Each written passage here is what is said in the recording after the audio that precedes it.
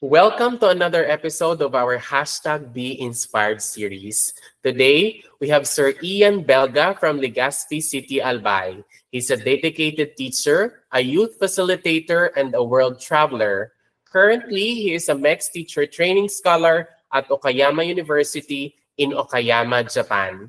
Get ready to be inspired by his experiences and dedication to education.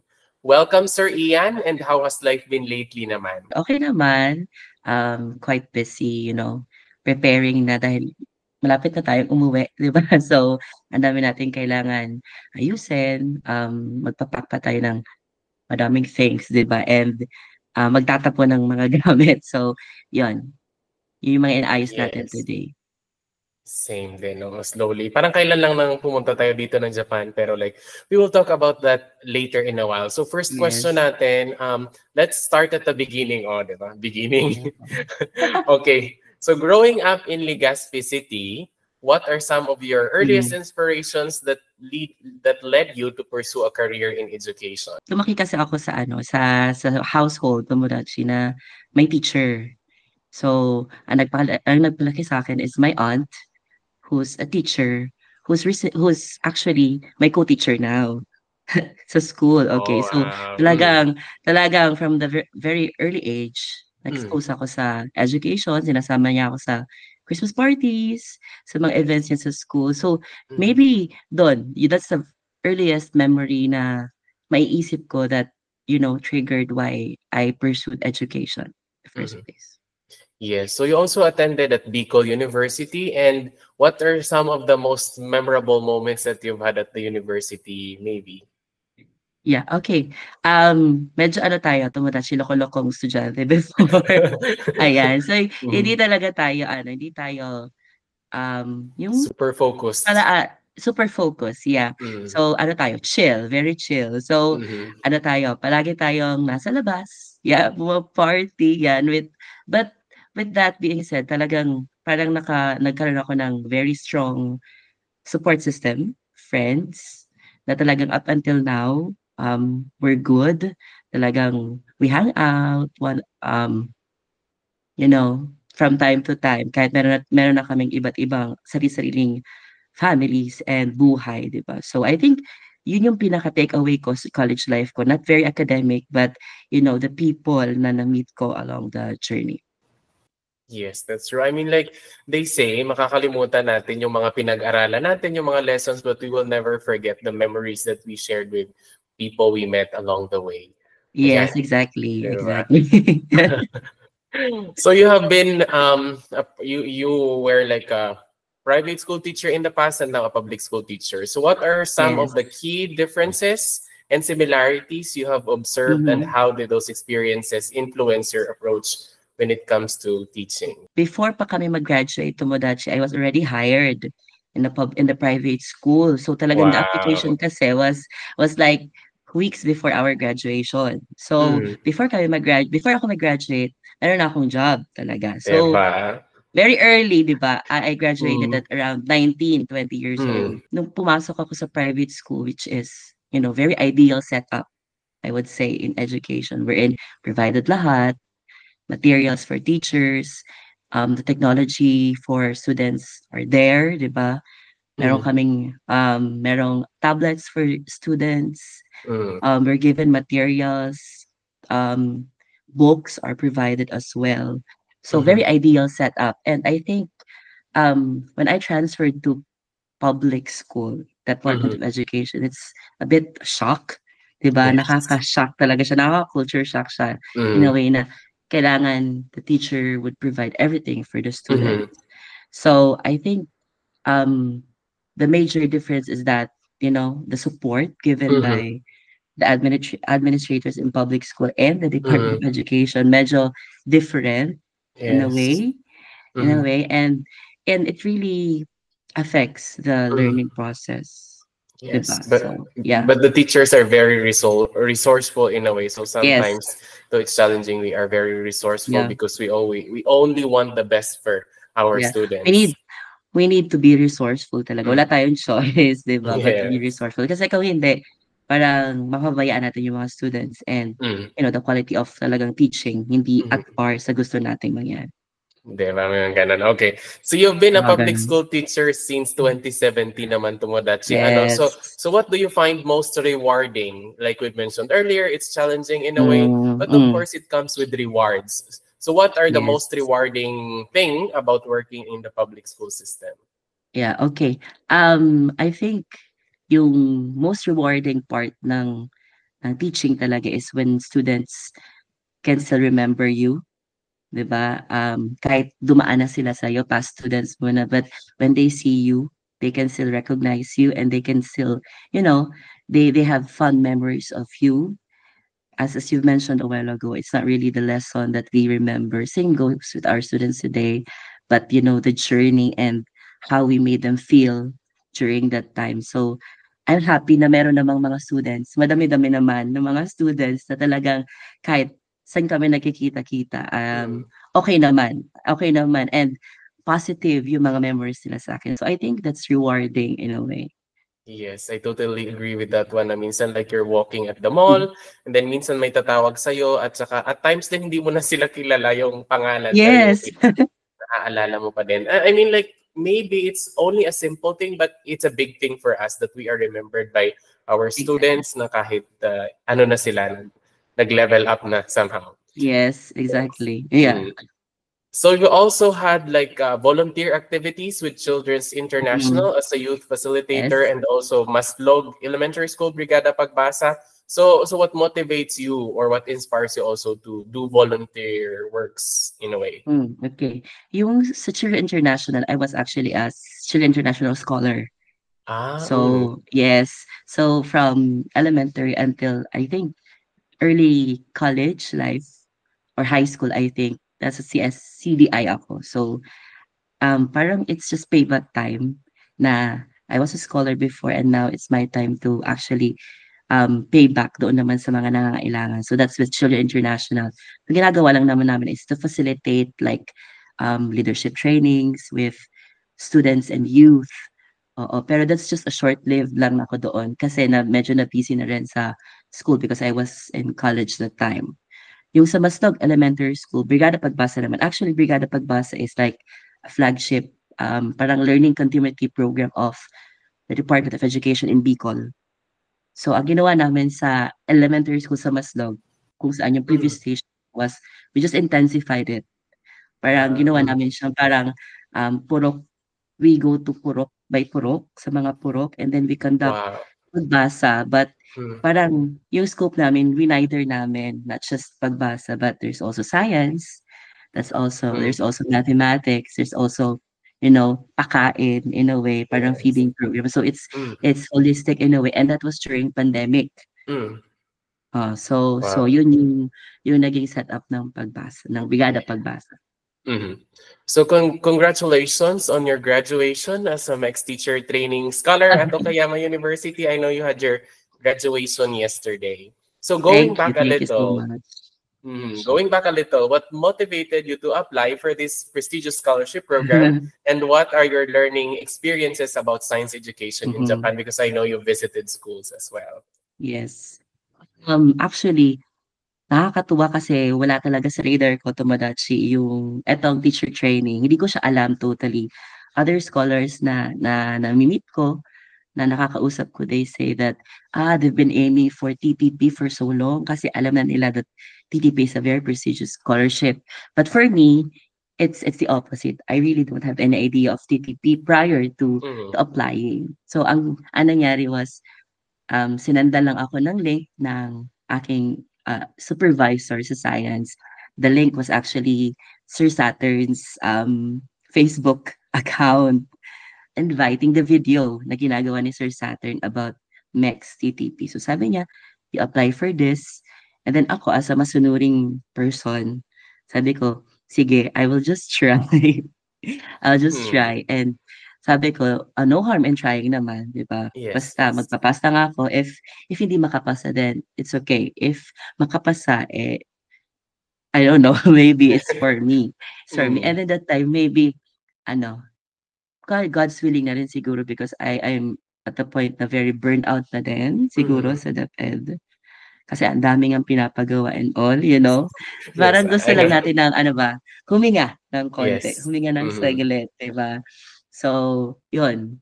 Then the Mhm. process, na-meet ko kayo, our Yes. batchmates sa TTP, nakapasa naman and here I am now in Yes. Okayama University. Nag-graduate na ako yesterday Diba? as you Mhm. mentioned, yeah. Yay. So yun, that's Mm. actually the journey of Mm. yung TTP application ko. Now as your question about ano yung learnings ko dito sa journey ko sa Mm. TTP, dito sa Okayama University. I think, two things lang siguro yung ano, yung parang takeaway ko when it comes to their education system here. And I think that that's what makes their education system here very effective in a way, especially in elementary education. Number one, I think is yung nation building, yung parang lahat ba involved in education. It's not just the teachers na involved, it's also the community, it's also the parents, more so the government. So it's a collective effort talaga that makes their educational system effective in a way. And number two, I think the importance of instilling discipline sa basic education, 'di ba? Mhm. Yes. I know you know this, you visited school as well na ano talaga ingrained sa sistema Mhm. ng educational system sa Japan yung discipline from from the importance of respect, 'di ba? From the importance of eating healthy food, exercising, 'di ba? The importance of Mhm. play, the importance of cleaning and the responsibility of who will clean this and that. So I think importante yon and sana when we go back to our respective schools, 'di ba? Sana ma-implement natin or I mean, ma-import natin yung Mhm. itong mga little things na ito. Yes. Yeah. So you've mentioned the things that you've learned and the hopes maybe that we have, that Yes. you have na sana may ganoon din sa Pinas. So going outside of the classroom area, so we have been living in Japan for about 18 months. We were also able Mhm. to travel somewhere along the way. So like, what are the things in Japan that you saw na feeling mo like maganda ito na hopefully in the future we would also have in the Philippines? Mhm. I think number one yung ano, yung very accessible siya sa PWDs, sa persons with disability, everywhere, anywhere, 'di ba? They have yung projectile na walk for blinds. They also have brailles in restrooms, in elevators. They have like yung sound, 'di ba, for sa mga pedestrian crossings nila. So I hope in time magawa rin 'yan sa Philippines. Number two, I think yung ano talaga, yung pagiging malinis ng surroundings. Sana makita natin yung time na maging ganito kalinis yung Philippines. And I think number three is transportation system. 'Di ba? They have very efficient transportation system na talagang walang sayang sa oras. 'Di ba? Hindi nasasayang yung oras ng mga tao because it's very efficient, 'di ba? And you can go anywhere, um, yon Tomodachi maybe, those three things. Yeah, I totally agree with the transportation system because it's easy to go here and there. May trains and then may mga buses then, which is very nice and Yes. hopefully soon in the Philippines. Maybe coming soon. Not Yes, now, but really. coming soon. Yes. So you've traveled to Jeju, South Korea. We've traveled there, and then previously you've also been to Thailand, as well as many places in the Philippines. Why do you think that it's important maybe for us, or why maybe someone needs to travel abroad? What joy does it bring? Are there any Mhm. realizations that you can get from traveling abroad? Yeah. I think number one, ano, masayang gumastos, joke lang. Hindi, I think, to breathe, 'di ba, breather siya when you travel to other places. Although sometimes nakaka-stress din siya, wala tayong tulog, deprived tayo sa sleep, 'di ba, pagod tayo, but there's joy in it, 'di ba? Number two, I think, um masaya siya to experience new culture, 'di ba? It's very important, especially to us teachers, to widen our perspective of different cultures, 'di ba? Na not just we read it in a book or we watch it on videos, but it's more fulfilling that to experience it firsthand. And I think number three, it makes us realize that we are just very small. We know very little of the world, 'di ba? Na pag lumalabas tayo, when we experience things na very new sa atin, very foreign, ganito pala, and we realize a lot of things. We reflect on a lot of things, and I think it makes us wiser in a way na talagang, 'di ba? It makes us wiser na na-experience natin yung iba't ibang kultura ng iba't ibang bansa. And I think that is also one takeaway ko dito sa ating Japan experience at ating next experience is ang dami kong nakilalang from other countries. I think you also met a lot of, people from all over the world, and they taught us one way or one thing from their culture na madadala natin when we go back to the Philippines. And it wider our perspective of the world. Yeah.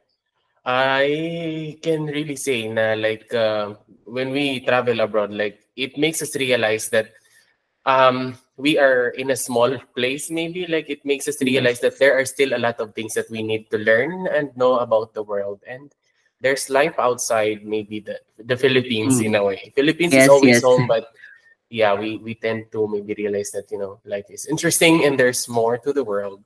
Yeah. So, you have been here in Japan for quite some time. What are the places that you have visited and what's your most favorite maybe so far? Wow, so far. Okay. Um, I've been to a couple of places, 'di ba? I've been to, 'di ba, Nagoya, of course, Nagoya. We've been to Nagoya together. Been to Gifu. Um, where else? Of course, Osaka, Kyoto, Nara, Tokyo. We've been to Tokyo. I've been to Hiroshima as well kasi malapit lang siya sa Okayama. I've been to Tottori and to the Shikoku Island. What's that? Takamatsu? Kagawa. Takamatsu, yes. Kagawa. Kagawa. Kagawa Toda. Yeah, Kagawa. And then recently, I think ito yung, hindi naman favorite, but siguro unforgettable one is when I went to Hokkaido. Yeah, Mm. just recent. I went to Sapporo and I think that's the most, hindi naman, interesting trip. Yeah, I would say. Kasi, Mm. um, iba pala talagang tumira or ma-experience mo yung gano'n kagrabeng cold weather, 'di ba? It's Mm. it's it's it's something else, and it made me realize na talagang hindi ko kayang Mm. tumira sa gano'ng klaseng lugar. Parang ano Mm. talaga ako, land of sunshine. Yes. Yeah, and of course, when we visited Fuji, Mount Mm. Fuji, that's also very Yes. magical for me. Yeah. Yeah. How about maybe one place that you are looking forward to visiting in the future? Maybe if not now, maybe in the coming years. Here in Japan, Yes, or maybe uh, outside Japan also. okay. I want to go to Norway. Wow, Norway or Why Finland. not, diba? Wow, o Mm-hmm. Finland and Switzerland. Yan. Sa Europe Yes. naman tayo, tumadads sa Mm-hmm. Europe. Sa in Japan naman, siguro yung mga hindi ko pa napupuntahan masyado na prefectures here like um Kyushu, 'di ba? Mm-hmm. Fukuoka or Okinawa, then sa Mm-hmm. parteng taas naman kila Ma'am Leslie sa Omori, yun. Mori. Mhm. Yes, maybe that's for the next episode. Maybe if not this time, next episode. At Yes, least we have something to look forward to going back again sa Japan kasi may hindi pa exactly. tayo napuntahan. Ayan. Unfinished business, 'di ba? Mm, totoo yan. How about, of course, Japan has many food, delicious food. So what's your favorite Japanese food? Oh, ang dami. Lahat wow. But, siguro of my ramen. I really like ramen, yung authentic ramen. Iba talaga yung ramen nila dito, comparing it to yung ramen sa atin sa Philippines, 'di ba? It's really different. So I think I like ramen, and then I also like karaage as a chicken lover, their version of fried chicken, karaage. And then sa sweets naman, I think I really like mochi and dango. Ayan, mochi and dango. And then Yeah. natto. How about natto? Have you tried? Natto. What can you I've say about tried it? I've tried natto, but not as natto itself, 'di ba? Mm. Nilagay ko siya ano, ginawa ko, tinuruan ako ng parang ano ko, professor, sensei, na Mm. sabi niya, "If you cannot eat natto alone, i-ano daw Mm. siya, ihalo sa fried Oh. rice Mm. and kimchi." So, yun yung ginawa ko. Ah. So, nakain ko yung natto, tomodachi. Yes. So, natto itself siguro, I cannot, yeah. Yeah. Pero kung Mm. hahalo siya sa iba, yeah, it's okay. Pwede naman. And of course, the most challenging part of living in Japan, studying in Japan, is the language. Mm, So, right. what are the tips that you can? How was your journey in learning the language? And maybe what are the tips that you can share to anyone who's learning Mhm. Nihongo? Yeah. Ano pa rin tayo, 'di ba? Nihongo wa karanai, no, just kidding. Um, 'Di ba, coming here talagang 0% knowledge of Japanese ako. Mm. Ah, so now I can say na at least tumaas-taas naman yung level natin ng knowledge sa Nihongo, 'di ba? At least we can converse with locals already. We can order food. We can make reservations, 'di ba? We can ask directions. So at least there is a progress. Not perfect, and it's far from, ano, what do you call, native speaker level of Nihongo or Japanese. But at least may progress and development, 'di ba? So, yun, as you've mentioned, napakahirap. Mahirap siya in a way, and I think yung maipapayo, 'di ba? Maipapayo natin is to really speak with Japanese people, practice it. Iba pa rin yung binabasa mo lang yung Japanese, iba pa rin yung pinanonood mo lang, and iba yung nakikipag-converse ka sa isang Japanese people or sa isang Nihonjin. So I think that's really the most important thing na kailangan natin, or if gusto natin talaga matuto ng Japanese, kailangan talaga nating makipag-usap sa mga tao para ma-practice yung ating speaking skills sa Japanese. Yes, totoo yan. Okay. Mm. It's a very challenging language, but as time goes by, you begin to appreciate that it's really interesting in a way. Yes, exactly. It's Yeah. interesting. It's interesting. Mm. Yes. Yeah. Okay, so what advice would you give to aspiring teachers, maybe particularly those from your region, also dream Mhm. of pursuing further education or international opportunities? Okay. So I think number one, it's kailangan you have an open mind, 'di ba? Open lagi yung ating mind sa possibilities of itong mga possibilities na ino-offer sa atin ng universe. Because sometimes, kahit as sa aking story naman, hindi ko 'to alam, itong pinagdadaanan ko today kung nasaan ako, wala akong idea at all. But because I was willing and I was open to this opportunity, siguro binigay sa atin ni Lord ito. So I think we just have to be open, 'di ba? We keep ourselves open na kahit ano, if gusto talaga natin, or if we are willing to learn, ibibigay yan sa atin, 'di ba? So just be open, and open for challenges, for experiences. Yun, I think that's really my takeaway, Tomodachi. Be open to all the possibilities. Yeah, no, Yeah. yeah, we always have to be open for new opportunities and possibilities because something might come up along the way, and Yes. we somehow we need to work on it. We have to dream. They say Yeah. it's okay to Yeah. dream, but you have to really work on it, which is the most important part in a way. So what's next for you after the MEX teacher training program? What's the Mhm. feeling? Because we're like going home soon. How does it feel, and what are your plans like going back to the Philippines? Okay, so siyempre kailangan nating bumalik, 'di ba? We have to serve again, ibalik natin yung ating mga yung swineldo sa atin ng gobyerno for another 2 years. So yun, babalik tayo sa pagtuturo. I'll be going back to my station, regional station, Bagong Bayan Central School. Magtuturo ulit tayo, and then,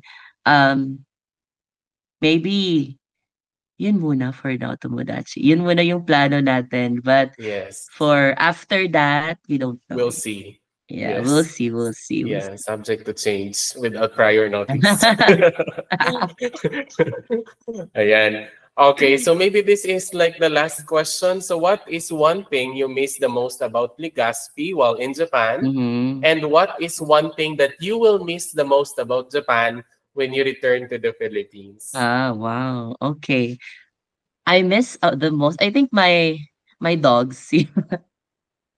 I have dogs, so that's just so I think sila yung nami-miss ko talaga, the company ng aking mga alagang aso. Because, we've been living here alone, although we have friends, but iba pa rin talaga um, yung company ng, familiar faces, 'di ba? So, that's one thing that I miss the most. The people in general in Legazpi and the feel of warmth. 'Di ba kasi dito very individualistic in a way. You have your own life, they have their own life, and then, you just meet together. But in the Philippines, we're very united. We're a community. So I think that's one thing that I'm missing the most sa Legazpi. Um, what will I miss here in Japan? I think the quietness. We've been here for Totoo, 18 totoo. months and 'di ba? And I Mm, think I've learned to appreciate the stillness and quietness of Japan na parang masaya mm. rin pala na Ang sound of sometimes silence. yes, 'di ba? Reflection, it's very, reflective, Pagninilay. 'di ba? Pagninilay kapag, quiet and, kasi pagbalik natin, maingay na naman, 'di ba? So I think that's Mm. one thing that I will miss the most here. Mhm. Yeah, nako, thank you very much. So what along our journey here in Japan, we've met, people from other countries and all that, and also Filipinos living in Japan. So what made you Mhm. proud as a Filipino while living abroad or while meeting other people from other countries? Oo. I think ano, kakaiba talaga ang Pinoy in a way na we're very hospitable. We're very hospitable, that's one. Given na 'yan na we're very hospitable, but I think yung realization ko is Filipinos are really ano ba, we're aware of the things that are happening in around us, 'di ba? It's not saying na yung ibang, foreigners are not aware, but really aware na kasi we're very observant, eh. I think Filipinos are very observant. So, nakikita natin kung ano yung nangyayari sa sitwasyon and we're ano, maliksi tayong mag-react sa iba't ibang sitwasyon. So Mhm. and we're very hardworking. Mhm. We're very hardworking. I've had arubaytos, and usually dun sa arubaytos ko, Mhm. um, Filipinos are there and iba Mhm. talaga magtrabaho ang mga Pilipino. So, I think yun, tatak Pinoy pa rin, yeah. Yes, and then sometimes it's a shock that we would see Filipinos like even in a far distant place in Japan. Like somehow we Yes, can say that Filipinos are everywhere in a way. yes. Yes, everywhere. They're Mm. anywhere and everywhere. Mm. Yan. So another last one, maraming last ano. So what's your Oo motto or nga. guiding principle? What's your motto or guiding principle in life? Hmm. I have a tattoo that says, "Just live, just live." So I think yun yung motto ko talaga in life na talagang, we take things one at a time and then, experience everything because you will only live once as they say. So, talagang make the most out of it. Sometimes natatakot tayo, we have apprehensions, but it's fulfilling in a way kapag na-overcome mo yung mga apprehensions and ano mo, takot mo sa Mhm. sarili mo. So I think yun, just live. Mhm. But of course, meron yung repercussions na dapat wala kang natatapakang tao, right? Yeah, Yes, so yun. important. Mhm. Yeah. I recall there has this one Japanese like saying or quote. It says "ichigo ichie," something like that. That it means it's Hmm, only a once in a lifetime encounter. So you have yes, to value in a way that one. yes. So another last. Shout out to family or friends, or maybe you want to say thank you to anyone. Take it away. Okay. Wow, shout out pala. Hello sa aking family diyan sa Legazpi, siyempre sa Delgado family, 'yan, sa De Mesa at Sarmiento family. Sa aking mga friends, 'yan kila Edsel, Lizelle, wow, shinout-out talaga isa-isa. sila Ron, Why ayan. not? Na, Mm, yung mga co-teachers ko sa Bagong Bayan mm, Central School and my previous workplace, St. Agnes and Pasag Elementary School. Hello, hello. What's mhm, up, dyan sa inyo?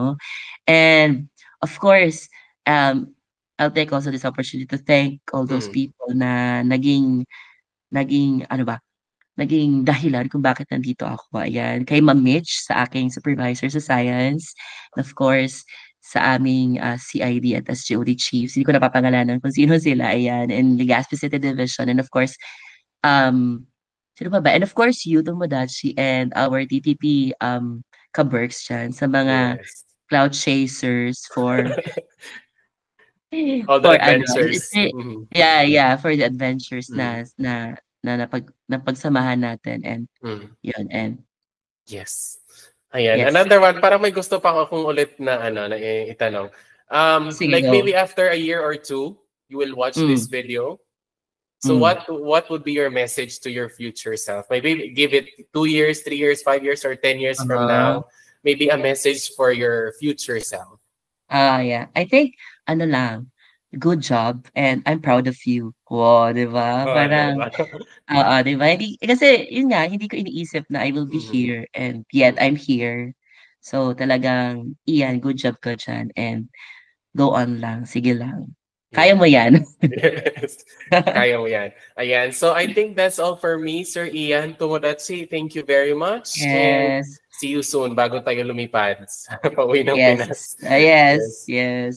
Thank you so much, Thank you very Tomodachi. much. Bye.